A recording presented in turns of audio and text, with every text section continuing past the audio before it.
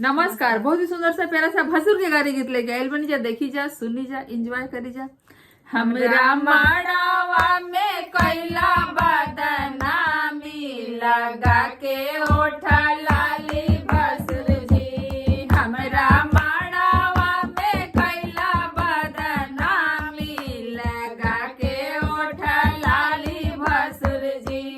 चुनरी पुरान लैला पियरी उधार लैला, चुनरी पुरान लैला पियरी उधार लैला।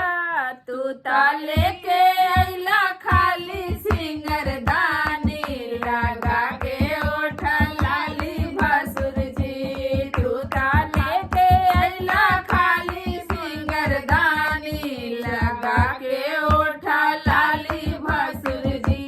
हमरा माड़ावा में कैला बदनामी लगा के ओठा लाली भसुर जी। हमरा माड़ावा में कैला बदनामी लगा के ओठा लाली भसुर जी।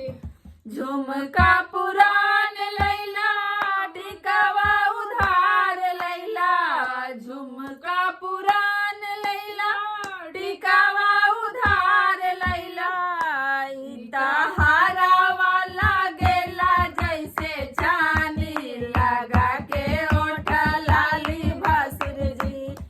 इताहारा वाला गेला जैसे चानी लगा के ओठा लाली भसुर जी। हमरा माड़ावा में कैला बदनामी लगा के ओठा लाली भसुर जी। हमरा माड़ावा में कैला बदनामी लगा के ओठा लाली भसुर जी। कंगना पुरान लैला चूड़िया उधार लैला, कंगना पुरान लैला चूड़िया उधार लैला। इता अंगूठी लागेला जैसे चानी लगा के ओठा लाली भसुर जी।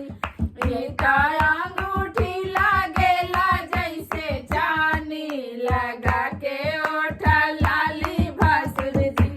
हमरा माड़ावा में कैला बदनामी लगा के ओठा लाली भसुर जी। हमरा माड़ावा में कैला बदनामी लगा के ओठा लाली भसुर जी।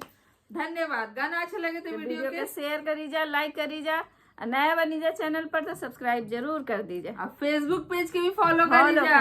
धन्यवाद।